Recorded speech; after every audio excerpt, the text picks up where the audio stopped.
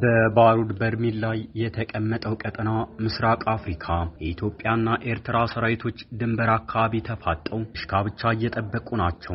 አሁን ልክ በዚች ደቂቃ በሰሜን ኢትዮጵያና በኤርትራ ድንበሮች ላይ የሚታየው ነገር ልምድ አይደለም። የሰላም ጊዜ የጥበቃ ስራም አይደለም። ከህዋ ላይ ሆነው ምድርን የሚቃኙ የሳተላይት አይኖች የሚያሳዩን ምስል ያስደነግጣል። በዛላምበሳ፣ በራማ፣ በጾሮና ግንባሮች በሺዎች የሚቆጠሩ ወታደሮች፣ በመቶዎች የሚቆጠሩ ታንኮችና በግዙፍ የኮንክሪት ምሽግ ውስጥ የተወሸቁ ዘመናዊ የጦር መሳሪያዎች ሁሉም አፈሙዛቸውን አቀራምረው ትዕዛዝ እየጠበቁ ነው። አንዲት ስህተት በድንበር ጠባቂዎች መካከል የምትፈጠር አንዲት ቀላል የቃላት ልውውጥ ወይም አንዲት ያለ ቦታዋ የምትተኮስ ጥይት መላውን የአፍሪካ ቀንድ ወደማይጠፋ እሳት ለመቀየር በቂ ናት። ዓለም አቀፍ ተንታኞች ሰዓታቸውን እያዩ ነው። ጦርነቱ ዛሬ ይፈነዳል ወይስ ነገ የሚለው ጥያቄ በዋሽንግተን በብራዝልስና በኒውዮርክ ኮሪደሮች ውስጥ በሹክሹክታ እየተወራ ነው። ኢትዮጵያና ኤርትራ ተፋጠዋል። በሁለቱ ወንድማማቾች ህዝቦች መካከል ያለው ግድግዳ ፈረሰ የተባለለት የሰላም ድልድይ ዛሬ በታንክና በመድፍ ተከቧል። ነገሩ አልቋል ወይስ አሁን እየጀመረ ነው? ይህ ውጥረት ተራው ጥረት አይደለም።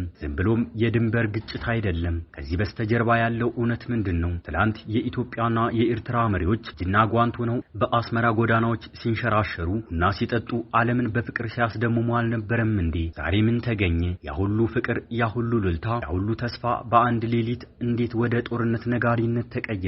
ኤርትራ ለምን ሰራዊቷን ወደ ድንበር አስጠጋች? ኢትዮጵያ ለምን የባህር ኃይሏን ጉዳይ አጠናክራ ያዘች? ፕሪቶሪያው ስምምነትና አስመራው ዝምታ መካከል ያለው ምስጢራዊ ግንኙነት ምንድነው? አንዳንድ የደህንነት መረጃዎች እንደሚያመለክቱት ሁለቱም ሀገራት ወታደራዊ አዛዦች የመጨረሻውን የጦርነት ካርታ ዘርግተው ተቀምጠዋል። ጥያቄው እንዋጋለን ወይ የሚል አይደለም። ጥያቄው መቼን ጀምር የሚል ሆኗል። ኢትዮጵያና ኤርትራ ጦርነት በቲቪ ያዩ ሀገራት አይደሉም። ጦርነትን የኖሩት ጦርነትን የተነፈሱት ሀገራት ናቸው። የጦርነትን አስከፊነት ከነሱ በላይ የሚያውቅ ማን አለ? በ1990ዎቹ 100 ሺዎች ወጣቶች ያለቁበት ያ የሞኝ ጦርነት ዛሬ በ21ኛው ክፍለ ዘመን በዘመናዊ ድሮኖችና ሚሳይሎች ቢደገምስ? አሁን ያለው ሁኔታ እጅግ አደገኛ የሚያደርገው ይሄ ነው። ኢትዮጵያ ከውስጥ ጦርነት ሳታገግም፣ ኤርትራ ወጣቶቿን በስደት ሳትጨርስ ለሌላ ዙር ደም መፋሰስ ተዘጋጅተዋል። ነገር ግን በድንበር አካባቢ ያለው ወታደር ምን ይሰማዋል? ማዶ ያለውን ጠላት ሲመለከት የሚታየው ጠላት ነው ወይስ የገዛ ወንድሙ? የትግራይ ተራሮችና የኤርትራ በረሃዎች ዳግም የሰው ስጋ ሊፈጭባቸው ነው ወይስ ይህ ሁሉ የፖለቲካ ትርፍ የሚደረግ የማስፈራራት ጨዋታ ነው? ጉዳዩን ይበልጥ ውስብስብ የሚያደርገው ደግሞ የውጭ እጆች ጣልቃ ገብነት ነው። የባህር የዓለሚ ንግድና የፖለቲካ ማነቆ ነው። በዚህ ቀጠና ላይ የበላይነት ለማግኘት የሚፈልጉ ሀያላን ሀገራት እሳቱን እያራገቡት ይሆን? ግብጽ ምን እየሰራች ነው? ሶማሊያ ከማን ወገን ናት? አሜሪካና ቻይና ዝም ብለው እያዩ ነው ወይስ ከጀርባ ሆነው ክራሩን እየቃኙት ነው? ይህ ጦርነት ከተጀመረ አሸናፊ አይኖርም። የሚኖረው ነገር አመድና ቃጠሎ ብቻ ነው። ታዲያ መሪዎቹ ይህንን እውነት እያወቁ ለምን ህዝቡን ወደ ጫፍ እየገፉት ነው? አሁን በሁለቱም ሀገራት ውስጥ ያለው አየር ተበክሏል። ፕሮፓጋንዳው ተሰናርቷል። ሚዲያዎች ወሬ እያቀበሉ ነው። ሁሉም ነገር ዝግጁ ነው። የቀረው አንድ ነገር ብቻ ነው፣ የመጀመሪያዋ ጥይት። የተወደዳችሁ ቤተሰቦች፣ አሁን በምንቆምበት የታሪክ መስቀለኛ መንገድ ላይ እውነቱን ፊት ለፊት መጋፈጥ ግድ ነው። በሁለቱ ሀገራት መካከል ያለው የሰላም በር እየተዘጋ ነው። የጦርነቱ ደወል እየተደወለ ነው። በሚቀጥሉት የተወሰኑ ደቂቃዎች ከስሜት ውጪ ከመፈከር የጸዳ የጠራና እውነተኛ ትንታኔ ይቀርባል። ሁለቱ ሀገራት ለምን ተፋጠጡ? የ1990ዎቹ ታሪክ ይደገማል? መፍትሄውስ ምንድነው? ይህ ዳግም ወደ እሳት የተሰኘው ልዩ የምርመራ ዘገባችን ነው። በእነዚያ ልማደኛ የኢትዮጵያና የኤርትራ ድንበርተኛ ተራሮች ዛሬም ሰማዩ ዝቅ ብሎ የተደፋ ይመስል የጦርን ትንፋሽ እያፋጨ ነው። በኢትዮጵያና ኤርትራ ድንበሮች ላይ የሚነፍሰው ነፋስ ዛሬም የባሩድ ሽታን አዝሎ እየከነፈ ነው። ዛላምበሳ፣ ራማ፣ ጾሮና፣ ቡሬ ወዘተ ስማቸው ሲጠራ የብዙ እናቶቻችንን ጉበት የሚያቃጥል ህመም ዛሬም አለ። ሆኖም እነዚህ ቦታዎች ዛሬም እንደገና የሞት ቀጠሮ የተያዘባቸው ይመስላሉ። ዓለም አቀፍ ሚዲያዎች በኢትዮጵያና በኤርትራ መካከል ጦርነቱ በማንኛውም ሰዓት ሊፈነዳ ይችላል እያሉ የዘገቡ ናቸው። ሳተላይቶች የሁለቱም ሀገራትን የሰራዊት ክምችት ህዋቸው ላይ ሆነው እያሰሱ ናቸው። በሁለቱም በኩል ያዘለው ዝምታ ግን ከጩኸት በላይ ይረብሻል። ይህ ዝምታ ተራ ዝምታ አይደለም። አውሎ ነፋስ ከመምጣቱ በፊት ቀድሞ የሚያረበው የአስፈሪ ጸጥታ ነው። ኢትዮጵያና ኤርትራ አንድ ቋንቋ የሚናገሩ አንድ እንጀራ የሚበሉ አንድ ባህል የሚጋሩ ነገር ግን በታሪክ አጋጣሚ ጠመንጃ የተማዘዙ ህዝቦች ናቸው። በሁለቱ ሀገራት ድንበር አካባቢ ያለው ውጥረት ተራ የፖለቲካ ቁማር ነው ወይስ ዳግም ወደማይመለስ የደም አዘቅት ውስጥ ለመግባት እየተደረገ ቅድመ ዝግጅት ነው? ይህ መሰናዶ ከታሪክ መዝገብ እስከ ዛሬው እውነታ ከቤተ መንግስት ሽኩቻ እስከ ድንበር ጠባቂ ወታደር ስሜት ድረስ ዘልቆ የሚዳሰስ ነው። አብራችሁን ቆዩም። ጊዜው 1990ዎቹ መጀመሪያ አካባቢ ነው። በወቅቱ ዓለም ወደ አዲሱ ሚሊኒየም ለመሸጋገር እየተጣደፈች ነው። በምስራቅ አፍሪካ ግን ታሪክ ወደ ኋላ እየተሽከረከረ ነው። ባድመ በካርታ ላይ እንኳን በውል የማትታወቅ አንዲት ትንሽ መንደር የሁለቱ ሀገራት የክብር መለኪያ ሆነች። ያኔ ልክ እንደ ዛሬው ሁሉ ጦርነቱ በድንገት አልወጣም ነበር። ነገር ግን ሲመጣ አውዳሚነቱ ከተገመተው ከሚገመተው ከተነገረው ከሚነገረው በላይ ነበር። ወንድም በወንድሙ ላይ ቦምባ ዘነበ። ሁለት ራስ በራዎች ለኩሽ ተጣሉ ተብሎ በውጭ ታዛቢዎች የተተረበበት ይህ ጦርነት ለኢትዮጵያና ለኤርትራ ግን ቀልድ አልነበረም። በወቅቱ የነበረው ጦርነት የምሽግ ጦርነት ነበር። ልክ እንደ አንደኛው የዓለም ጦርነት ወጣቶች በሰው ማዕበል እየተተለተሉ ፈንጅ ላይ ወደቁ። በውጤቱም ከ70 ሺህ እስከ 100 ሺህ የሚጠጉ ወጣቶች ሕይወታቸውን አጡ። በቢሊዮን ዶላር የሚቆጠር ሀብት ወደመ። በ1991 ዓመተ ምህረት ልጃቸውን ለሀገር ነውና ሂድ ብለው መርቀው የሸኙ የልጃቸውን አስከሬን ልጃቸውን ያጡ እናቶችም አያሌ ናቸው። የወንድ ልጅ እናት ታጠቂ በገመድ ልጅሽን አሞራ እንጂ አይቀብረውም ዘመድ ይሉት ዜማ በጠቅላላ አገሬው ዘንድ እኩል ተንጎራጉሯል። በርካቶች ወታደር ልጃቸውን ቀርቶ የልጃቸውን አስከሬን የት እንደቀረ ማወቅ አልቻሉም። እኒያ እናቶች ዛሬም ከ25 ዓመታት በኋላ የልጅ ልጃቸውን የደንብ ልብስ እያጠቡ ናቸው። አያቴ ድንበር ልሄድ ነው ሀገሬ ትፈልገኛለች የሚላቸውን ወታደር የልጅ ልጃቸውን ድምጽ ሲሰሙ ምን ይሰማቸው ይሆን? አባትህ ወይም ወንድምህ አጎትህ እንዲህ ብሎኝ ሄዶ አልተመለሰም ይሉ ይሆን? ወይስ ያ የተሰበረ ልባቸው ድጋሚ ተሰብሮ አጥጭጭ ይሉ ይሆን? እንዲህ ያለው የጉልበተኞች ዓለም የታሪክ መደገም ወይስ የትውልድ እርግማን? ያ ጦርነት ያለቀው በአልጀርሱ ስምምነት ቢሆንም በህዝቦች ልብ ውስጥ የፈጠረው ቁስል ግን ዛሬም ድረስ አልሻረም። ያ ቁስል ዛሬም ድረስ እያመረቀዘ ነው። ነገሩ እንዲህ ነው። የቀን መቁጠሪያው ግንቦት 1990 ዓመተ ምህረት ላይ እንደቆመ ነው። በድንገት ከባድመ በኩል የተተኮሰች አንዲት ጥይት የሁለቱን ሀገራት ሰማይ በባሩድ ጢስ አጨለመችው። ዓለም ደነገጠም። ትላንት አብረው ሲበሉ የነበሩ ወንድማማቾች ታንክ አገላብጠው ተፋጠጡ። ጦርነቱ የተራዘመ አድካሚና የጨከነ ሆነ። ለሁለት ዓመታት ለሁለት ሙሉ ዓመታት ምድር በደም ረጠበች። ከግንቦት 1990 እስከ ሰኔ 1992 ዓመተ ምህረት ድረስ ትግራይ ተራሮችና የኤርትራ በረሃዎች የቀብር ስነ ስርዓት ማከናወን ሰለቻቸው። በዚህ የሞት ድግስ መሃል ግን ዓለም ዝም ብሎ አልተመለከተም። ጦርነቱ እንደተጀመረ የመጀመሪያዎቹን የሽምግልና ካባ ለብሰው የተገኙት አሜሪካና ሩዋንዳ ነበሩ። የዚያኔ የአሜሪካዋ ረዳት የውጭ ጉዳይ ሚኒስቴር ሱዛን ራይስና የያኔው የሩዋንዳው ፕሬዝዳንት ፖል ካጋሜ በአዲስ አበባና በአስመራ መካከል እንደ ሸማኔ መወሮሪያ መመላለስ ጀመሩ። ባካችሁ ተው ጦርነት አያዋጣም ብለው ተማጸኑ። ነገር ግን የሁለቱም ወገን ልቡና በኩራትና በእልህ ድንጋይነት ተቀይሮ ነበርና የሱዛን ራይስና የካጋሜ ሽምግልና ውሃ በላው። ዲፕሎማሲው ሲከሽፍ መድፎ መናገር ጀመረ። ጦርነቱ እየተካሄደም የአፍሪካ አንድነት ድርጅት ጉዳዩን ተረከበ። በወቅቱ የአልጄሪያው ፕሬዝዳንት አብዱልአዚዝ ቡቱልፊሊክ የሚመሩት ቡድን የሰላም ሐሳብ አቀረበ። ነገሩ ግን ሰላሙ በወረቀት ላይ ብቻ ቀረ። መሬት ላይ ግን ኦፕሬሽን ሰንሴት ተጀመረ።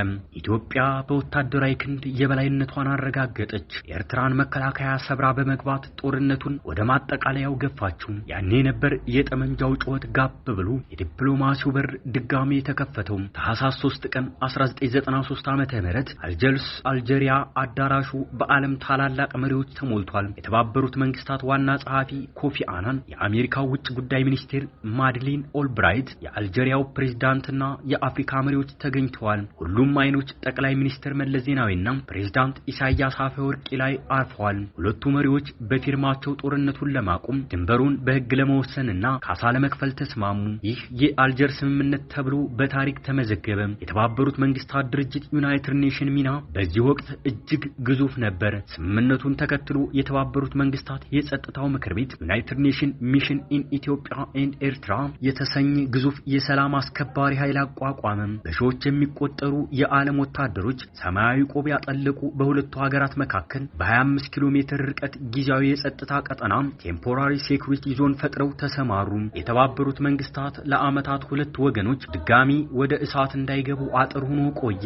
የጦር መሳሪያ ማዕቀብ ጣለ። ኮሚሽን አቋቁሞ ድንበሩን ለማካለል ሞከረ።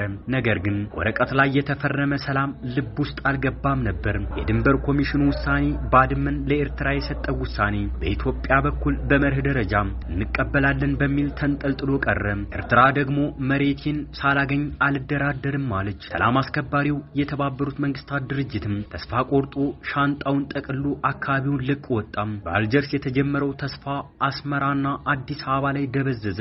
ያሁሉ ዲፕሎማሲ፣ ያሁሉ የዓለም ርብርብ ጦርነት አይኖርም፣ ሰላም አይኖርም በዲፕሎማሲው አንደበት ኖዋር ኖፒስ በሚል አስቀያሚ የታሪክ ምዕራፍ ተተካም። ወደ ቤተ መጻሕፍት ዘልቀን አቧራ የለበሱ የታሪክ መዝገቦችን እናውርዳቸው። ብዙዎቻችን የ1990ዎችን ጦርነት የምናውቀው የድንበር ግጭት፣ የባድመ ወረራ በሚል አጠቃላይ መጠሪያ ነው። የታሪክ ምሁራንና የፖለቲካ ተንታኞች እንደሚናገሩት ያ ጦርነት ስለ መሬት ብቻ አልነበረም። መሬቱ ባድመ የነገሩ መነሻ እንጂ የነገሩ ምንጭ አልነበረችም። በዚህ ረገድ ኮሎኔል ተወልደ ወልደ ተንሳይ ባድመ እንደ ምክንያት በሚል ርዕስ በጻፉት ድንቅ መጽሐፍ ላይ አንድ ወሳኝ እውነት ይጠቅሳሉ። ጸሐፊው እንደሚሉት ጦርነቱ የፈነዳው ባድመ ላይ ቢሆንም ባሩዱ ሲቦካ የቆየ ነው። ጉዳዩ የድንበር ሳይሆን የኢኮኖሚና የፖለቲካ የበላይነት ነበር። ኤርትራ በ1985 ዓመተ ምህረት ነጻነቷን ስታውጅ ከኢትዮጵያ ጋር የነበራት ግንኙነት መላቀቅ እንደማይችል መንትዮች ነበር። በ1990ዎቹ አጋማሽ ኤርትራ የራሷን ገንዘብ ናቅፋን ስታስተዋውቅ ነገሮች መሻከር ጀመሩ። ኢትዮጵያ በበኩሏ በናቅፋ የምትገበያዩ ከሆነ የንግድ ልውውጣችን በዶላር ይሁን፣ የድንበር ንግዳችንም ስርዓት ይበጀለት ስትል የአስመራው መንግስት ይህንን እንደ ኢኮኖሚ ጦርነት ቆጠረው። ባድመ እንደ ምክንያት በመጽሐፍ በግልጽ እንደተቀመጠው በሁለቱ ገዢ ፓርቲዎች ህወሓትና ሻዕቢያ መካከል የነበረው የማን ይበልጣል ሽኩቻ፣ የርዕዮተ ዓለም ልዩነትና በቀጠናው ላይ ተጽዕኖ የመፍጠር ፍላጎት ውስጥ ለውስጥ ሲብላላ ቆይቶ ባድመ ላይ ፈነዳ። ባድመ ለረጅም ጊዜ ሲብላላ ለነበረው ቁርሾ እንደ መተንፈሻ ምክንያት ሆና አገለገለች። ጦርነቱ ሲጀመር ግን መልክና ቅርጹም የድንበር ግጭት ሳይሆን የጥፋት ድግስ ሆነ። ሌሎች ዓለም አቀፍ ጸሐፍት ይህንን ጦርነት ዘ ፈርስት ወርልድ ዋር ኦፍ አፍሪካ፣ የአፍሪካ አንደኛው የዓለም ጦርነት ብለው ይጠሩታል። እንዴት የተባለ እንደሆን የአውደ ውጊያው ስልት የዘመናዊ ጦርነት ሳይሆን የአንደኛው ዓለም ጦርነት አይነት የምሽግ ጦርነት ስለነበር ነው። በባድመ በጾሮናና በቡሬ ግንባሮች ላይ የተፈጸመው እልቂት የሰው ልጅን ክብር የሚፈታተን ነበር። ጥቃት የሚባለው ስልት በስፋት በዚያ ተተገበረ። ፈንጂ በሰው ተረገጠ፣ ታንክ በሬሳ ላይ ተንቀሳቀሰ። በተለይ ዋር ኢን ሆርን ኦፍ አፍሪካ የተሰኘው የፓትሪክ ጊግስ እና የማርቲን ፕላት ጥናታዊ ጽሑፍ እንደሚያጋልጠው ይህ ጦርነት በወታደራዊ ሳይንስ ስሌት ኪሳራው ከጥቅሙ ያመዘነ ነበር። ኢትዮጵያ ወታደራዊ ድል ተቀዳጀች፣ የኤርትራን መከላከያ ሰብራ ገባች። ነገር ግን ዋጋው በትንሹ 70 ሺህ ወጣቶች ከሁለቱም ወገን እንደ ቅጠል ረገፉ። ያ ሁሉ ደም ፈሶ፣ ያ ሁሉ ወጣት አልቆ በመጨረሻም አልጀርስ ላይ በተፈረመው ስምምነት ባድመ ለኤርትራ ተብሎ ሲወሰን የጦርነቱ ከንቱነት ይበልጥ ጎልቶ ታየ። ያ ጦርነት የድንበር ችግሩን አልፈታም። ይልቁንም ለቀጣይ ትውልድ የሚተላለፍ የማይሽር የቂምና የጥርጣሬ ቁስል ጥሎ አለፈ። ዛሬ ላይ ሆነን ያንን የታሪክ መጽሐፍ ስንከፍት ገጾቹ ላይ የምናነበው ታሪክ ሳይሆን የአሁኑን እውነታ ነው። ባድመ እንደ ምክንያት እንደነበረው ሁሉ ዛሬስ በድንበር ላይ ለተፈጠረው ውጥረት ምክንያት እየሆነ ያለው ምንድን ነው? የባህር በር ወይስ አሁንም ያው ያልተፈታው የፖለቲካና የኢኮኖሚ የበላይነት ሽኩቻም? ጻፍቱ ይናገራሉ፣ ታሪክ ይጮሃል፣ ሰሚ ግን ጠፍቷል። የ1990ዎቹ ጦርነት በጠረጴዛ ዙሪያ መፈታት የነበረበት ችግር በጦር ሜዳ እንደማይፈታ ያረጋገጠም ደም አፍሳሽ ቤተ ሙከራ ነበር። ዛሬ ያንን ቤተ ሙከራ እንደገና ለመክፈት መሞከር የታሪክ ድንቁርና ካልሆነ ሌላ ምን ሊባል ይችላል? ሰኔ 2010 ዓመተ ምህረት ኢትዮጵያና ኤርትራ ዓለምን ያስደነቀ እርቅ አወረዱ። ግድግዳው ፈረሰ ተባለ። የስልክ መስመሮች ተከፈቱ። አውሮፕላኖች ተመላለሱ።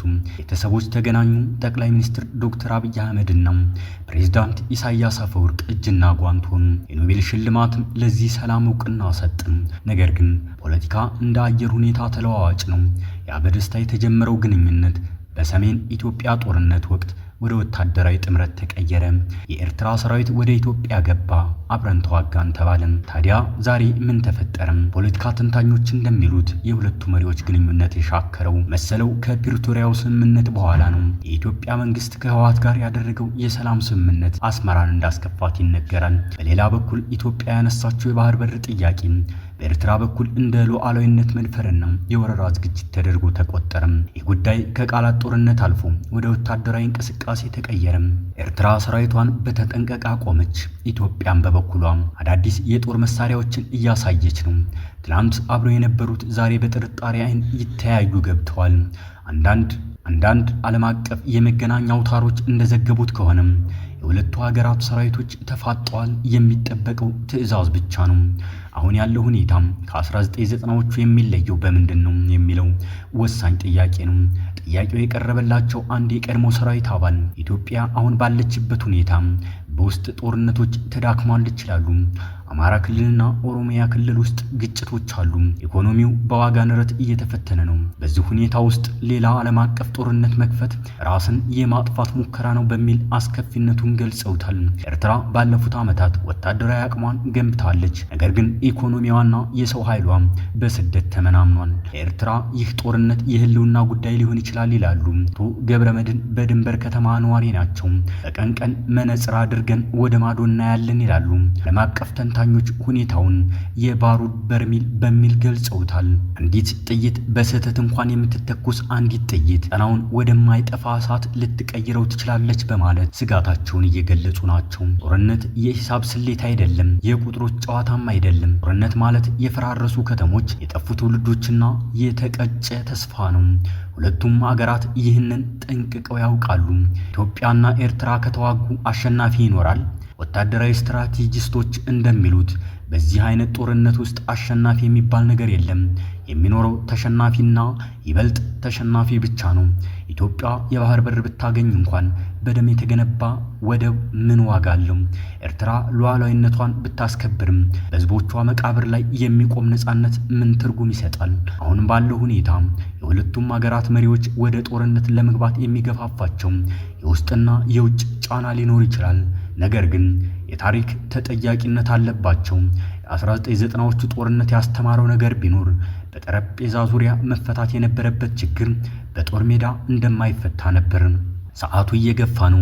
በኢትዮጵያና በኤርትራ ድንበሮች ላይ ፀሐይ ልትጠልቅ እየተንደረደረች ነው። ይህች ፀሐይ ነገ ስትወጣም በሰላም ተስፋ ወይስ በጦርነት እሳት ላይ ትዋጣለች? ሁለቱም ህዝቦች ደክሟቸዋል። እናቶች አልቅሰው በቅቷቸዋል። ወጣቶች ተሰደው ሰልችቷቸዋል።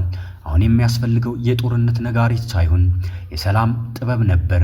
የጠመንጃ ቋንቋ ሳይሆን የወንድማማችነት ውይይት ነበር። የተከበራችሁ ተመልካቾች፣ የታሪክ ስህተትን መድገም የኢትዮጵያ ዕጣ ፈንታ ነው እንዴ? ከታሪክ ተምሮ አዲስ ምዕራፍ መክፈት ያልተቻለው ለምንድን ነው? ኢትዮጵያና ኤርትራ አንድ ህዝብ ሁለት ሀገር፣ የተፋጠጡት ጠላቶች ሳይሆኑ የተኳረፉ ወንድማማቾች መሆን አይችሉም እንዴ? ጦርነት መፍትሄ ቢሆን ኖሮ ያኔ በባድመ ተራሮች ላይ የፈሰሰው ደም ለምን መፍትሄ አላመጣም? መልሱ ያለው በጊዜ ላይ ይሆናል። በያላችሁበት ዓለም ሰናይ ጊዜን እየተመኘን በዚሁ እንሰናበታለን።